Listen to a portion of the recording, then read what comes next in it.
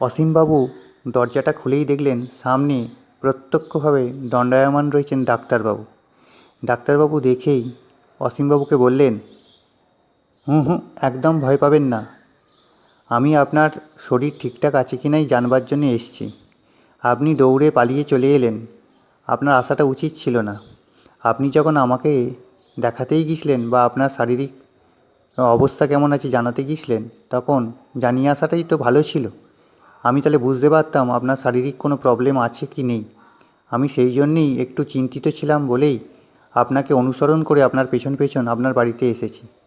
ভয় পাবার কোনো দরকার নেই।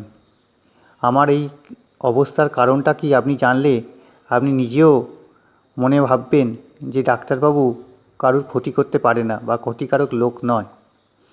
বলে উনি বললেন, আজ থেকে প্রায় 40-50 বছর আগে একবার এক মহামারী এখানে বিশাল আকার ধারণ করেছিল এই গ্রামে। তখন এখানে স্বাস্থ্যকেন্দ্র 3 কিলোমিটার দূরে যেটা এখন দেখছেন সেটাও ছিল না। একমাত্র ডাক্তারখানা বা চিকিৎসার ব্যবস্থা ওই আমার ওই ছোট্ট কুটিরটিই ছিল। এখানকার গ্রাম বাংলার মানুষেরা খুব সহজ সরল হয়। তারা সবাই আমাকে খুব সম্মান করত এবং আমার কাছে আসতো। তাই বলে যে আমি খুব মোটা পারিশ্রমিক তাদের থেকে নিতাম তা নয়। যে যেমন যা পারত, কেউ কখনো পয়সা, কেউ কখনো টাকা, কেউ কখনো মাঠে বা বাড়িতে হওয়া সবজি দিয়ে আসতো। যে যেমন খুশি যখন খুশি যেত, বা তার শারীরিক অবস্থা বা তার পারিবারিক কোনো লোকের বা ছেলে বউ মেয়ে বাবা মা কারুর কোনো শারীরিক প্রবলেম হলে বা অসুস্থতায় পড়লে তারা তখন আমাকে বিশ্বাস করে আমার কাছেই, আমার ওই চেম্বারেই দেখাতে যেত। কিন্তু সেই মহামারীর সময় আমি একলা ডাক্তার হওয়ায় সবাইকে ঠিক মতন সামাল দিয়ে উঠতে পারিনি। তাই কিছু কিছু লোককে বা এখানকার কিছু কিছু গৃহবধূদের আমি একটু ট্রেনিং দিয়ে তৈরি করে নিয়েছিলাম, যাতে হাতের কাছে কিছু সাহায্য পায়। যন্ত্রপাতি আমি যা শহর থেকে কিনে আনতাম তাতেই চলতো। পয়সা কড়ির আমদানি খুব বেশি না হলেও আমি মানুষকে নিজের মনুষ্যত্ব বা হিউম্যানিটি দিয়ে বা তাদের সহজ সরল অবস্থার কথা ভেবে মন প্রাণ দিয়ে চিকিৎসা করবার চেষ্টা করতাম। কিন্তু সেই মহামারীর প্রাক্কালে কোনো এক সময় ঝড় বাদলের দিনে একটু রাত্রিবেলা, অনেক রাত্রি অবধি যখন মুমূর্ষু রুগীরা ওখানে বসেছিল এবং আমি ভেতরটায় চিকিৎসা করছিলাম এক রুগীর, হঠাৎ কোনো এক কারণে বাসটি এসে ঠিক খুব প্রচণ্ড জোরে বৃষ্টি হচ্ছিল, তারপরে বাজ পড়ছিল এবং সেই বাসটি এসে আমার এই কুটির বা ডাক্তারখানার ওপরে পড়ায় ডাক্তারখানায় আগুন লেগে যায়। এবং সেই সময় কোনো ফায়ার এক্সটিংগুইশার বা অন্য কোনো সিস্টেমের ব্যবস্থা না থাকায় আমরা আশেপাশ থেকে যতটা পেরেছি জল এনে ছিটিয়ে আগুন নেভাবার চেষ্টা করেছি। কিন্তু দমকা হাওয়ায় আগুন এত বিপুল পরিমাণে ছড়িয়ে গিয়েছিল বা পড়েছিল যে কাছে পিঠে কোনো ডোবা বা পুকুর না থাকায় আমরা ঠিক সামাল দিয়ে উঠতে পারিনি। এবং সেই আগুন এত বীভৎস রূপ ধারণ করেছিল যে পুরো চেম্বার সমেত আমি এবং বাইরে বসে থাকা কিছু সংখ্যক মুমূর্ষু রুগী এবং ভেতরের কয়েকজন চিকিৎসাধীন রুগীও জ্বলে পুড়ে আমরা মারা গিয়েছিলাম।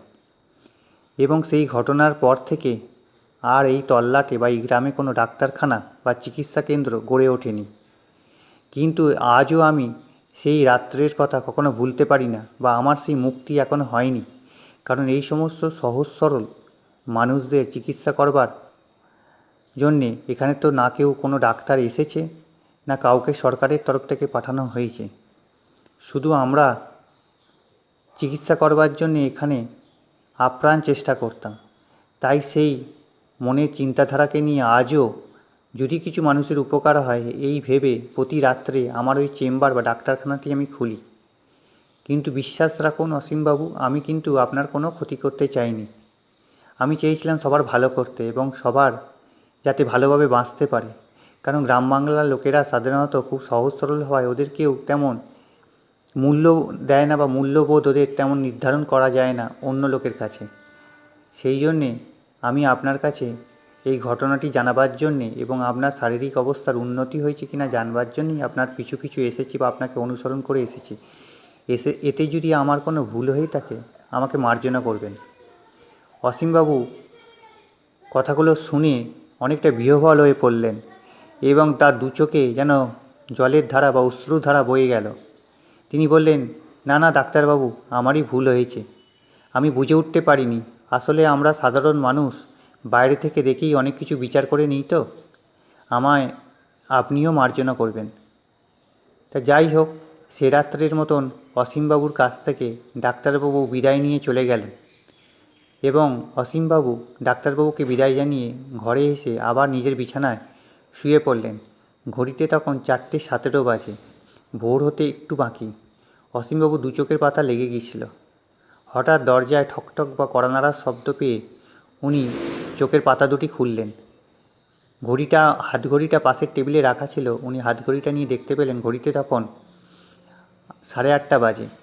উনি আস্তে আস্তে উঠে চপ্পলটি পরে, বিছানার তলায় রাখা চপ্পল জোড়া দুটি পরে, গায়ে চাদরটি জড়িয়ে গিয়ে দরজাটি খুললেন। দেখলেন মন্টুবাবু দাঁড়িয়ে আছেন এবং বললেন, গুড মর্নিং স্যার। রাত্রে ঘুম ভালো হয়েছে তো? অসীমবাবু কাল রাত্রের কোনো বিবরণ না জানিয়ে অসীমবাবু আগামীকাল রাত্রের আর কোনো বিবরণ মন্টুবাবুর সঙ্গে শেয়ার করলেন না বা শেয়ার করবার প্রয়োজনীয়তা বোধ করলেন না। তিনি মন্টুবাবুকে বললেন, মন্টুবাবু, আজকের মধ্যেই আমাদের মোটামুটি সব কাজ আশা করি শেষ হয়ে যাবে। তো রাত্রিবেলা থেকে কালকে আমাকে বেরিয়ে পড়তে হবে। মন্টুবাবু বললেন, স্যার, আপনার সঙ্গে এতদিন ছিলাম, মনটা কেমন লাগছে? আবার আপনি কবে আসবেন? অসীমবাবু বলল, আজকের দিনটা গ্রামটাকে আরেকবার ভালোভাবে দেখি। আর মন তো সবসময় টানবেই। আপনাদের এই আতিথেয়তা, আপনাদের এই ভালোবাসা, আপনাদের এই সঙ্গ আমি কখনোই ভুলতে পারবো না, বা ভোলাটা উচিতও নয়।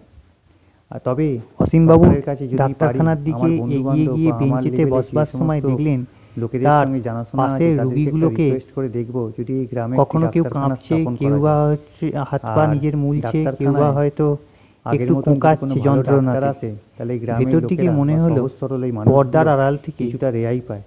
ডাক্তারবাবু কাউকে পরীক্ষা নিরীক্ষা করছেন।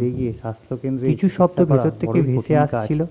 বা রাত বিরেতে অসীমবাবু কান পেতে শোনবার চেষ্টা করলে যাওয়াটাও দেখলেন একটি গুঙানির শব্দ আসছে। গাড়ির ঘোড়ার ব্যবস্থা তাদের কথোপকথন কিছুটা কানে এলো। তিনি বুঝতে পারলেন যে উপকার হয়, সবার ভালো। তিনি বুঝতে পারলেন ডাক্তার এবং রোগীর মধ্যে কথাবার্তা চলছে। বলে রোগীটি যেন ডাক্তারবাবুকে বলছে চায়ের কাপে মুখ দিতে ঠিক এইভাবে, ডাক্তারবাবু, আমি তো সমস্ত জিনিস খুব ভালো করে চিবিয়ে চিবিয়ে খেতাম। কিছুদিন ধরে দাঁতের এই সমস্যার জন্য আমার খেতে কিন্তু খুব কষ্ট হচ্ছে। সুতরাং আমাদের বিশেষ করে মাংস আমি চিবিয়ে খেতে পারছি না। আমার কষের দাঁতগুলোই খুব ব্যথা করছে। আমি তো জানেন মাংস এবং মাছ খুব ভালো খেতে পছন্দ করি। আমরা হয়তো অনেক ক্ষেত্রে ডাক্তারবাবু একটু হাসলেন। হাসির শব্দটাও ফিসফিস করে কানে এলো।